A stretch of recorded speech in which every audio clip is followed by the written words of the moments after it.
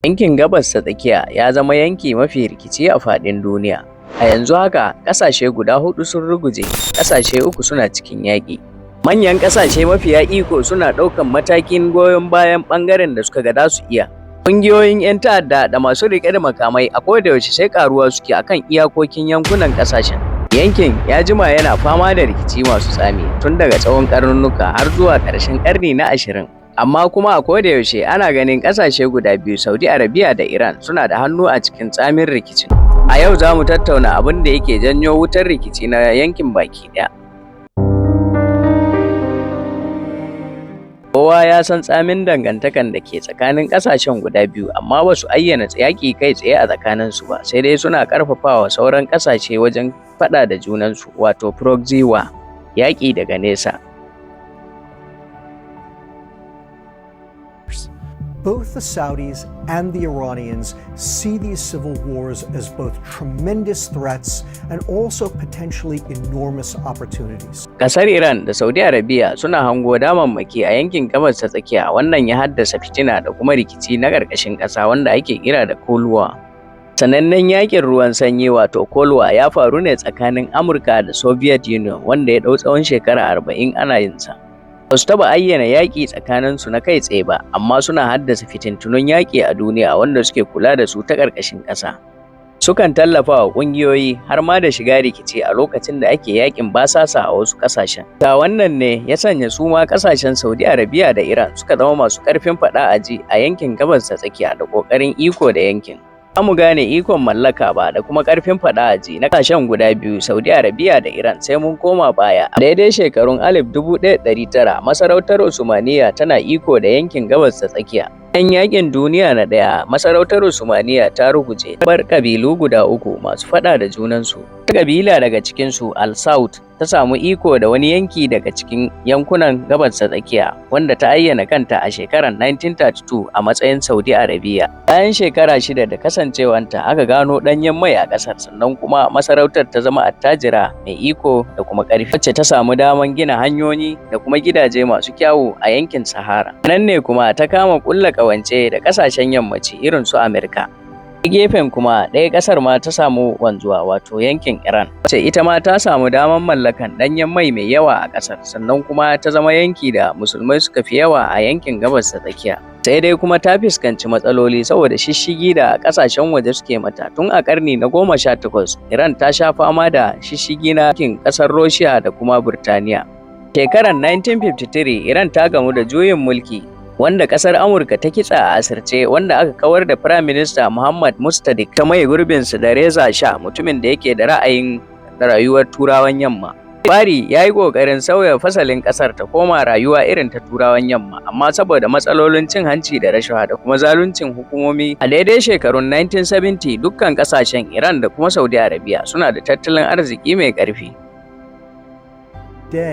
The Shah of Iran, powerful as he was, simply didn't have the same control over his people or ultimately the same legitimacy and affection that the Saudi people felt toward their monarchy at that point in time. Saboda rinjayen musulmai da ke ƙasar Iran suka fara yi wa gwamnatin Shah tawaye, wanda da ƙarshe abin ya rikice ya zama zanga-zanga mai ƙarfi, wanda daga ƙarshe ya haifar da kifar da gwamnatin ƙasar, wanda daga baya aka maye ta da Ruhullahi Khomeini. Through the Shah that the real tension between Iran and Saudi Arabia began. Ayatollah Khomeini jagora ne na musulunci kuma malami ne mai wa'azi kuma kokarin kafa gwamnatin musulunci tsantsa a ƙasar Iran. Daidai shekarun 1979 ya jagoranci wannan kira, sannan kuma ya yi nasara na ganin kafa gwamnatin musulunci a ƙasar Iran. Ƙasashen duniya da dama sun dinga mai da martani makakkausa, musamman gwamnatin ƙasar Saudi Arabia akan wannan ra'ayi nashi. They were fearful that Ayatollah Khomeini would inspire their populations to rise up against them exactly the way that he had caused the Iranian population to rise up against the Shah. Nan ne aka fara jin muryoyin jagoroncin musulunci guda biyu a yankin Gabas ta Tsakiya.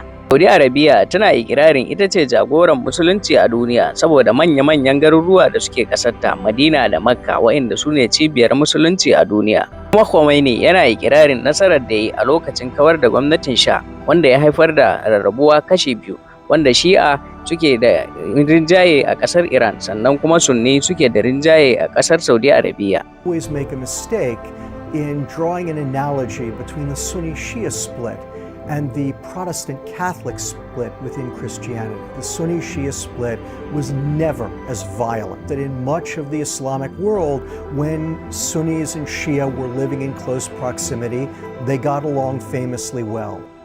Sai dai kuma Shi'a Sunni ba wani matsala bane da yake haifar da adawa mai tsanani a tsakani, sai dai wasu aƙidu ne kawai da ya janyo rarrabuwa a tsakanin ƙasashen.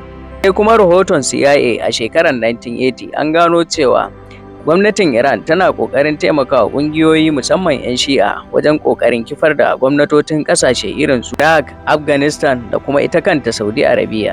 Saudis to redouble their efforts to fight against Iran. Kuma gwamnatin Saudi Arabia ta yi haɗaka da Amurka wajen kafa wata ƙungiya wato GCC, Gulf Cooperation Council, wanda haɗakar ta haifar da wani rudani da kuma rikici.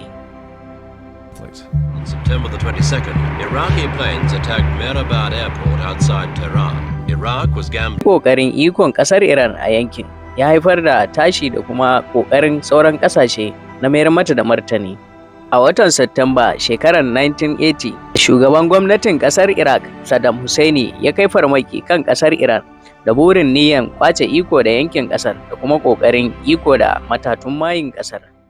Ya yi amfani da ƙarfin soji da kuma makamai masu guba wajen asarar rayukan fararen hula da dama. A daidai lokacin da ƙasar Iran ta fara mai da martani kuma ta fara nasara a kan Iraq, ƙasar Saudiya ta hasala kuma ranta ya ɓaci, sannan ta fara ba da gudunmawa ga ƙasar Iraki ta hanyar ba da gudunmawar makamai da kuɗi. That can hold back the Iranian torrent that they have unleashed. The Saudi help allowed Iraq to fight. A wannan lokaci, ƙasar Saudi Arabia ta ci gaba da ba da gudunmawa ga ƙasar Iraq, wanda ta ci gaba da yaƙi a ƙasar Iran, wanda ta hallaka miliyoyin mutane.